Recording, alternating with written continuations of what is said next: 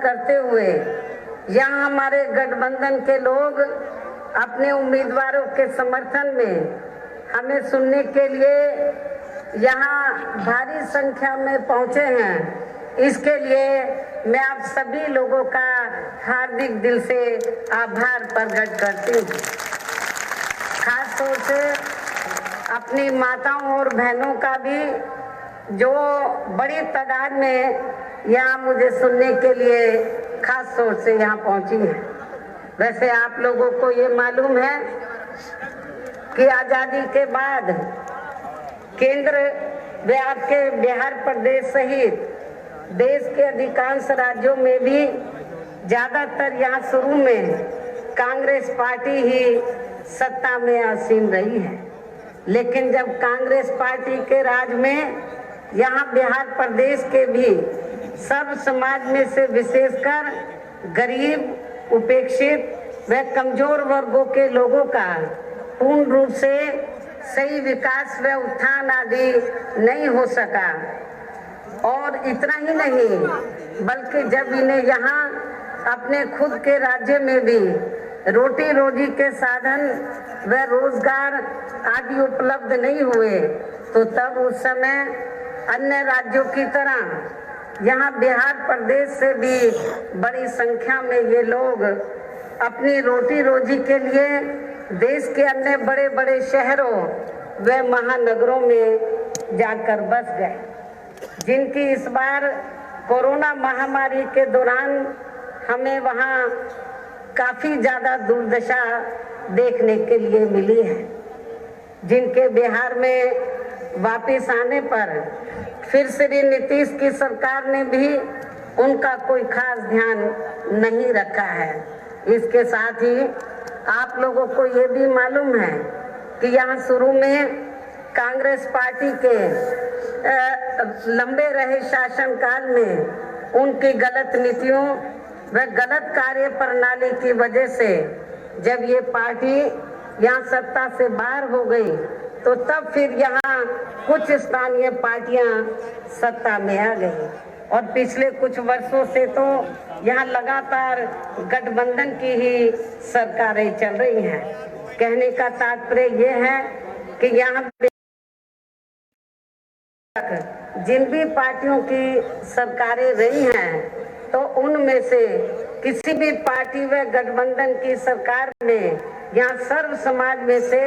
विशेषकर दलितों, आदिवासियों, पिछड़े वर्गों, मुस्लिम व अन्य धार्मिक अल्पसंख्यकों का तथा गरीबों, मजदूरों, किसानों, छोटे व्यापारियों एवं अन्य मेहनतकश लोगों का भी कोई खास विकास व उत्थान आदि नहीं हो सका है। साथ ही आपके बिहार प्रदेश में भी अभी तक यहाँ दलितों, आदिवासियों व अन्य पिछड़े वर्गों को आरक्षण का पूरा लाभ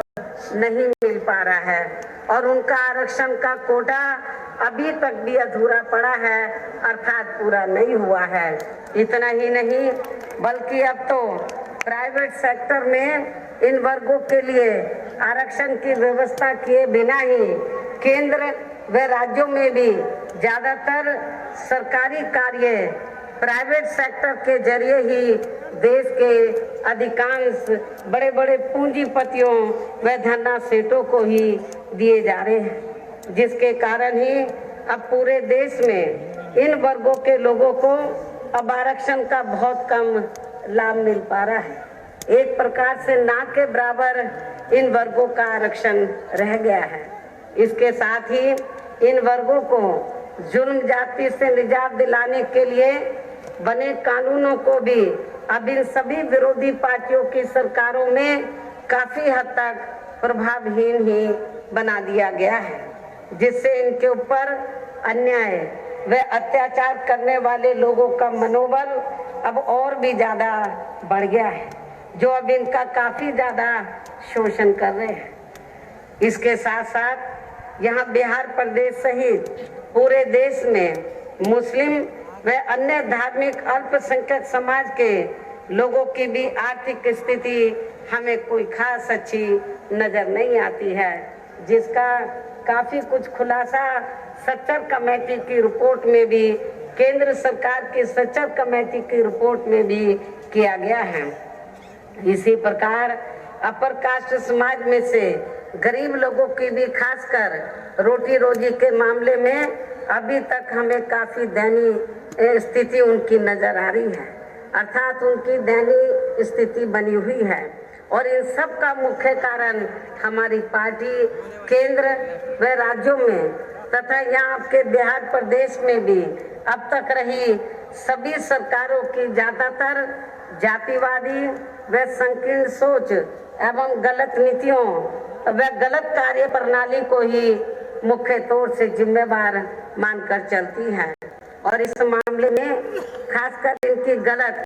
आर्थिक नीतियों की वजह से ही अभी भी यहाँ गरीबी, बेरोजगारी व महंगाई आदि काफी ज्यादा बढ़ रही है। पूरे देश में हर स्तर पर भ्रष्टाचार भी काफी ज्यादा बढ़ रहा है, जिससे आपका बिहार प्रदेश भी अछूता नहीं रहा है। इसलिए इन सब बातों को खास ध्यान में रखकर ऐसी पार्टियों की सरकारों को अब आप लोगों को यहाँ और ज्यादा आजमाने की जरूरत नहीं है।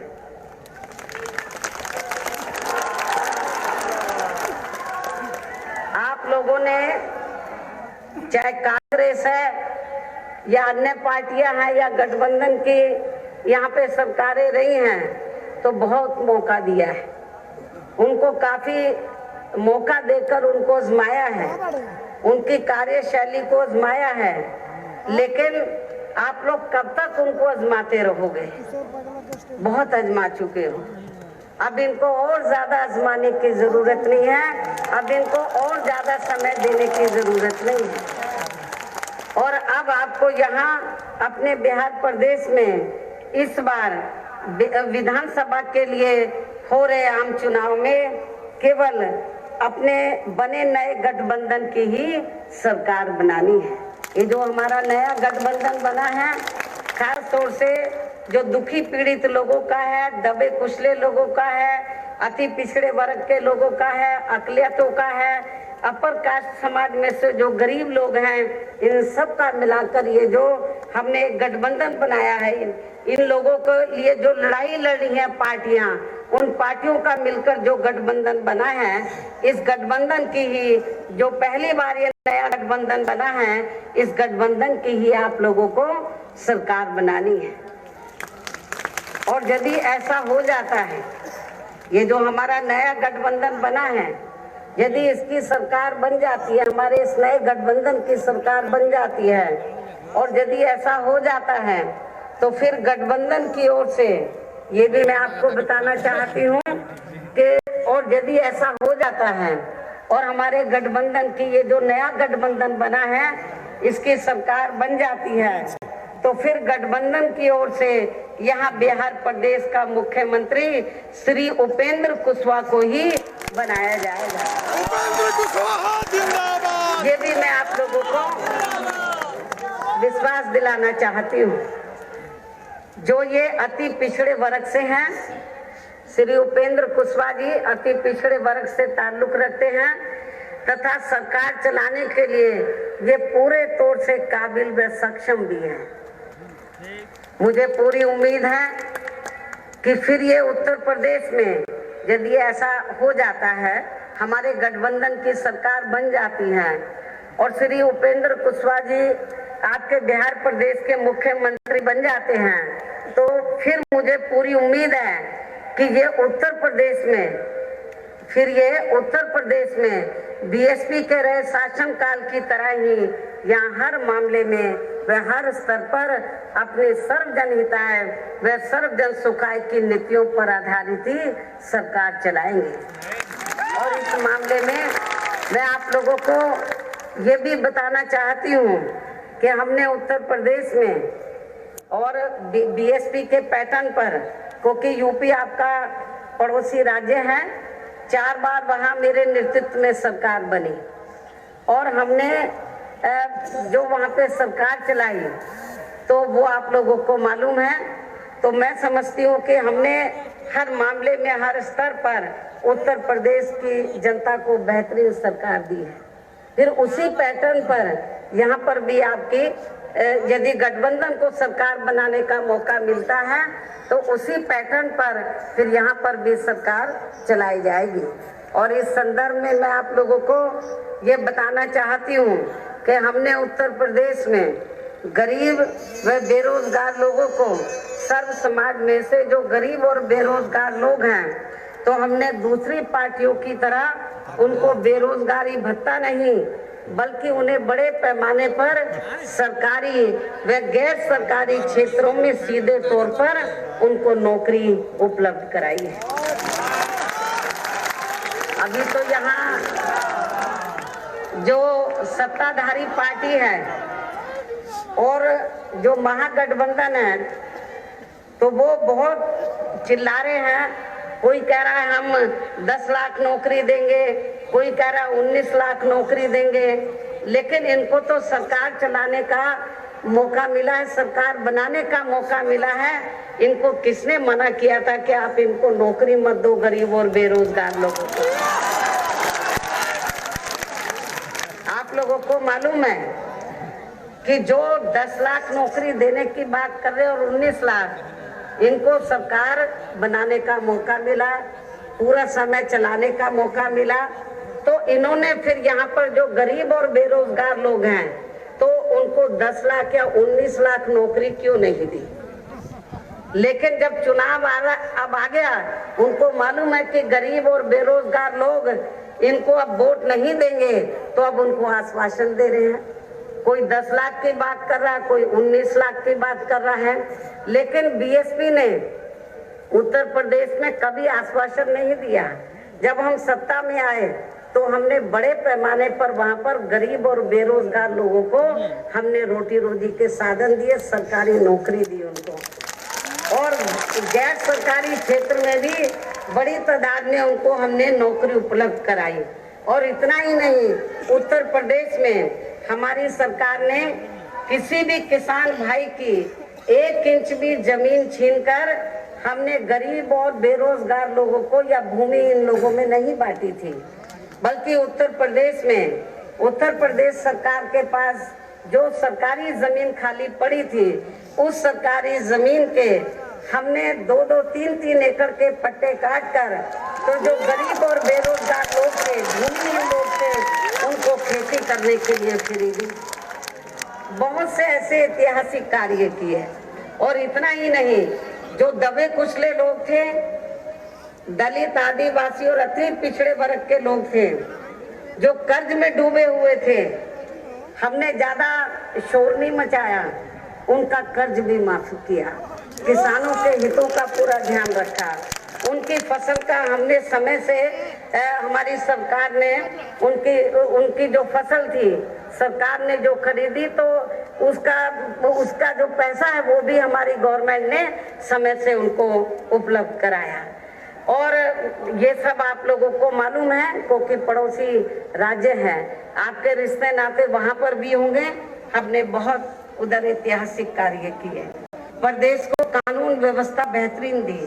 हमने उत्तर प्रदेश में कानून व्यवस्था बेहतरीन दी। उत्तर प्रदेश में हमने तो कानून का राज कायम किया। वहां पर आपके बिहार प्रदेश की तरह गुंडों और बदमाशों का नहीं, माफियों का नहीं, बल्कि कानून द्वारा कानून का राज कायम किया। और मेरी गवर्नमेंट में, मेरी सरकार में जो गुंडे बदमाश होते थे, आपराधिक तत्व होते थे, तो मेरी सरकार में तो जहां उनकी असली जगह होनी चाहिए वहां वो रहे मेरी गवर्नमेंट में। और असली जगह क्या है? जेल के अंदर। मैंने उनको जेल के अंदर भेजा, जेल के बाहर उनकी जगह मेरी गवर्नमेंट में नहीं होती है, ये भी आप लोगों को मालूम है। इसके साथ ही हर वर्ग के लोगों का तथा विभिन्न क्षेत्रों में लगे लोगों के हितों का भी हमारी सरकार ने पूरा ध्यान रखा है। इतना ही नहीं बल्कि देश में समय समय पर खासकर दलित व अन्य पिछड़े वर्गों में जन्मे अपने महान संतों, गुरुओं व महापुरुषों में भी विशेषकर महात्मा ज्योतिराव फूले, नारायण गुरु, छत्रपति शाहू जी महाराज, बाबा साहब डॉक्टर भीमराव अंबेडकर एवं मान्यवर श्री कांशीराम जी आदि को भी विभिन्न रूपों में पूरा आदर सम्मान दिया है। और फिर सरकार बनने पर ये भी मैं आपको विश्वास दिलाना चाहती हूँ, यदि हमारे गठबंधन की यहाँ सरकार बन जाती है तो फिर सरकार बनने पर तो अपने संतों और महापुरुषों को यहाँ बिहार प्रदेश में भी पूरा आदर सम्मान दिया जाएगा। लेकिन ये सभी कार्य यहाँ सरकार बनने पर ही किए जा सकते हैं, ये पूरे किए जा सकते हैं जब ये गवर्नमेंट यहाँ बन जाती है। और सरकार बनाने के लिए अब आपको इस चुनाव में सरकार जब बनाना है तो मैं ज़्यादा लंबी चौड़ी बात आपके सामने नहीं रखना चाहती, लेकिन इतना जरूर कहना चाहती हूँ कि सरकार बनाने के लिए अब आप लोगों को इस चुनाव में वोट पड़ने तक यहाँ सभी विरोधी पार्टियों के साम दाम दंड भेद आदि हथकंडों से भी जरूर सावधान रहना है। वोट पड़ने तक किस्म किस्म के हथकंडे इस्तेमाल करेंगे, अफवाहें फैलाएंगे, उनसे आप लोगों को सावधान रहना है। और इस मामले में पूर्व की तरह इस बार भी चुनाव में इनके जारी किए गए प्रलोभन भरे चुनावी घोषणा पत्रों के बहकावे में भी आप लोगों को कतई नहीं आना है। इनके जो प्रलोभन भरे जो चुनावी घोषणा पत्र हैं उनके बहकावे में भी आप लोगों को कतई नहीं आना है, जिन्हें ये पार्टियां सरकार बनने पर ज्यादातर दरकिनारी कर देती हैं, जिन पर से अब जनता का अधिकांश विश्वास ही उतर गया है, जिसकी खास वजह से ही बीएसपी किसी भी चुनाव में अपना कोई भी चुनावी घोषणा पत्र आदि जारी नहीं करती है। उत्तर प्रदेश में 4 बार हमारी सरकार बनी, लेकिन सरकार बनने से पहले जब इलेक्शन हुआ हमने कोई घोषणा पत्र जारी नहीं किया। बिना चुनावी घोषणा पत्र जारी किए हुए हमने सर्व समाज के हितों का हर मामले में वे हर स्तर पर पूरा ध्यान रखा है। तो के लोगों का भरोसा उतर गया इस पर से। तो इसलिए हमारी पार्टी जो है तो किसी भी चुनाव में अपना कोई भी चुनावी घोषणा पत्र आदि जारी नहीं करती है। वैसे भी बीएसपी के बारे में आप लोगों को ये मालूम है कि बीएसपी कहने में बहुत कम बल्कि कार्य करके दिखाने में ही ज्यादा विश्वास रखती है। और अब मेरा संक्षेप में यही कहना कि अब आप लोगों को अपने खुद के व अपने बिहार प्रदेश के भी हित में अपने वोटों को ऐसी पार्टियों को कतई भी नहीं देना है जिनको आप लोग कई बार आजमा चुके, एक बार नहीं बल्कि कई बार आप लोग आजमा चुके हैं। बल्कि आपको केवल इस बार अपने बने नए गठबंधन को ही अपना वोट देना है, जो सरकार बनने पर फिर यहाँ उत्तर प्रदेश के पैटर्न पर ही चलकर अपनी सरकार चलाएगी। और तभी फिर यहाँ बिहार प्रदेश में भी खासकर परम पूज्य बाबा साहब डॉक्टर भीमराव अम्बेडकर एवं मान्यवर श्री कांशीराम जी आदि का भी सही सपना जरूर साकार हो सकता है, जिसके लिए अब इस नए बने गठबंधन को आप लोगों के आशीर्वाद की बहुत ज्यादा सख्त जरूरत है। ये जो नया गठबंधन है तो आप लोगों इस नए गठबंधन को कामयाब बनाने के लिए आप लोगों के आशीर्वाद की जरूरत है। और आपसे मेरी भी पुरजोर ये अपील है कि आप लोग अपने इस नए बने गठबंधन को एक मौका जरूर आप लोग अपने इस नए बने गठबंधन को एक मौका जरूर दें। अर्थात आपने सबको परखा है बार, इसलिए इस गठबंधन को भी जरूर मौका दे एक बार। इन्हीं जरूरी बातों के साथ ही अब मेरा